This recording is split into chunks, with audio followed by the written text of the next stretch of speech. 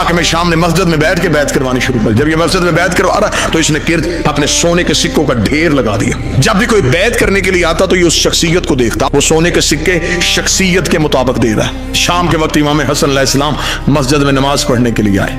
जब देखा, किसने कहा अच्छा तो हसन आप इसलिए ताखीर से आए, शायद मेरे खजाने खाली हो जाएं। इसने कहा हसन अगर आप बैत नहीं भी करते फिर भी ठीक है। इसने अपने नौकर से कहा सुबह से लेकर शाम तक जितना खजाना तकसीम किया उसका दुगना कर, हसन के कदमों पे ढेर कर। इमाम हसन के कदमों पे सोने के सिक्कों का ढेर आया।